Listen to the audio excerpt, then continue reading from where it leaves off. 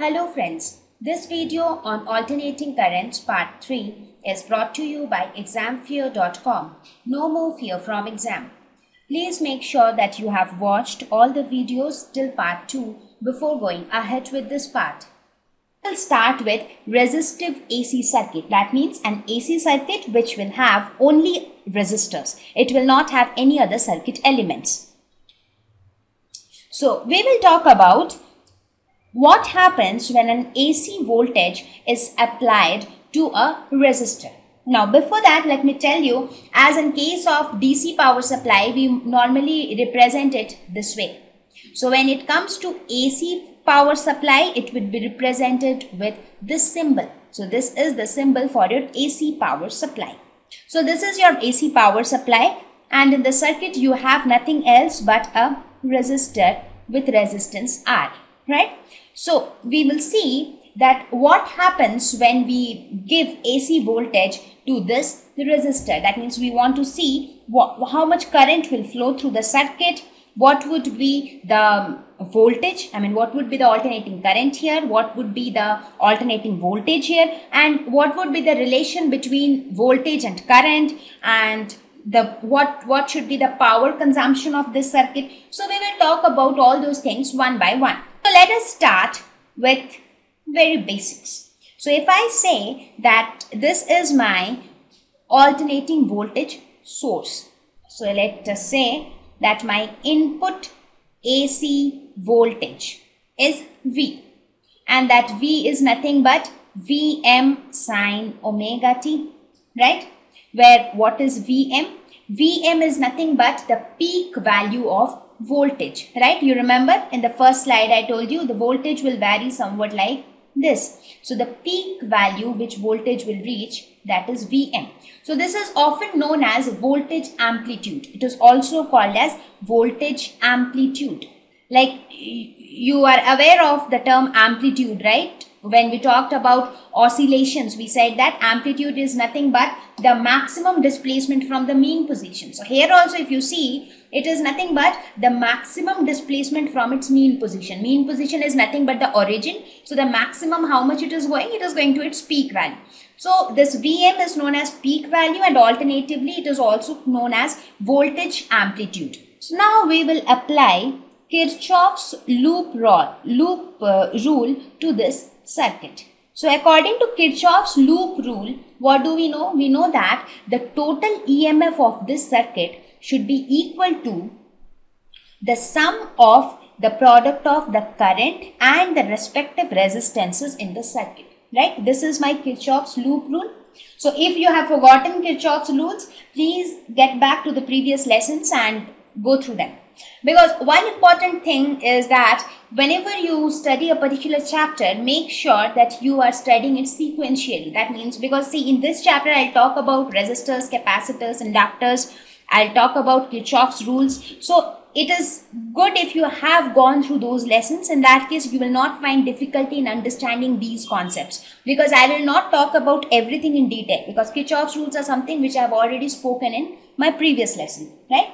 Okay, so what is Kirchhoff's rule? It says that the total EMF in the circuit will be equal to the sum of the product of current and resistances in the entire circuit.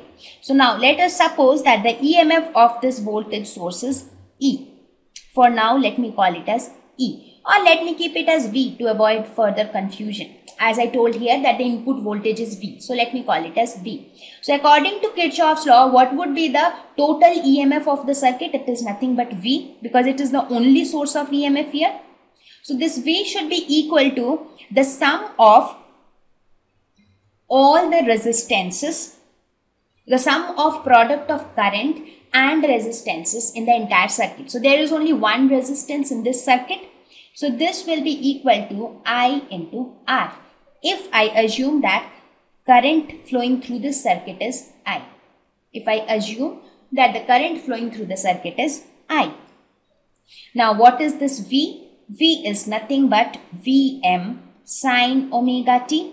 So this is equal to IR. So we can say that I is equal to Vm divided by R sine omega T. So that means this is the amount of current which will flow through the circuit.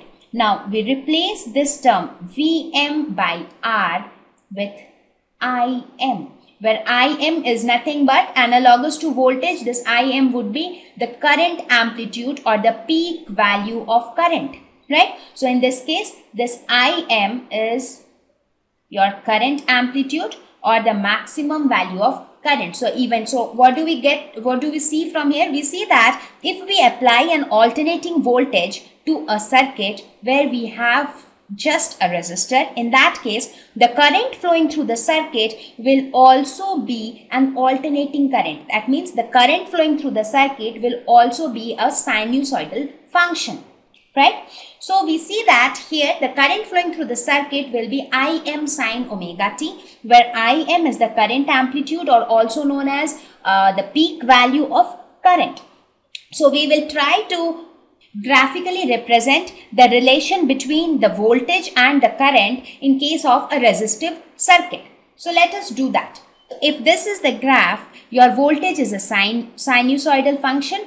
So this blue line represents the variation of voltage and the gray line represents the variation of current. See, both are sine functions, but if you see that the value of the peak value of current or the current amplitude is lesser than the voltage amplitude. Why is it so? Because from the previous slide, you can see that current amplitude is equal to voltage amplitude divided by R, right? From our previous slides, we saw that current amplitude is equal to voltage amplitude divided by R. So that means this shows that current amplitude is lesser than the voltage amplitude. So that is why the maximum or the peak value of current would be lesser than the peak value of voltage, right?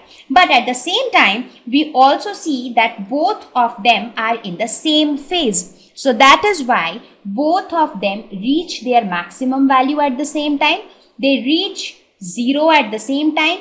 They reach their minimum value at the same time. That means they both are in phase. I have already spoken about phase differences topics in my previous lessons of class 11. So please go through them in case your concepts are not clear about phase. So when we talk about phase, we can have a look at these expressions, that is V is equal to Vm sine omega t, and current which this V produces is Im sine omega t.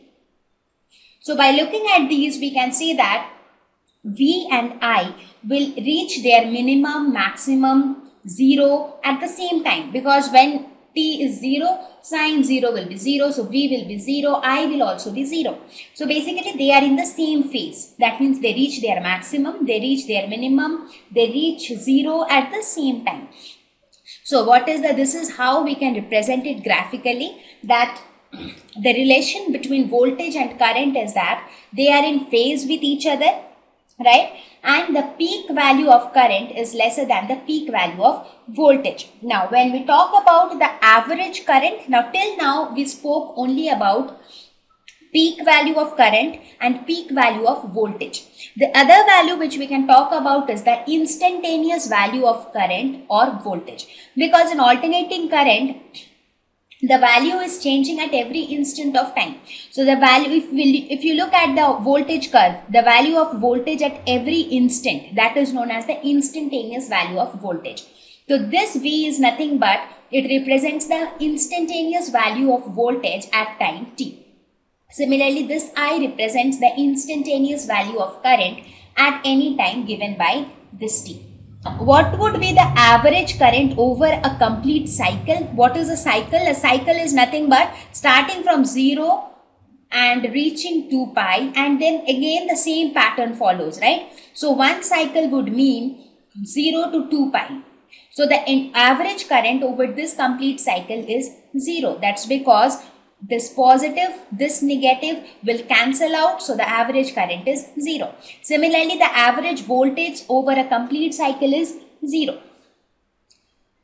Right? So I hope now you understood that what is the relationship between an alternating voltage. What happens when we give or when we apply an AC voltage to a resistor? We get an alternating current which is in phase with the applied voltage, right? The average current over one cycle is 0. The average voltage over one cycle is 0. Thank you.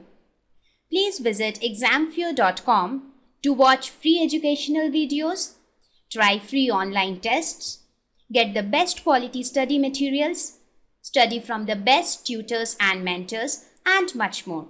Thank you once again.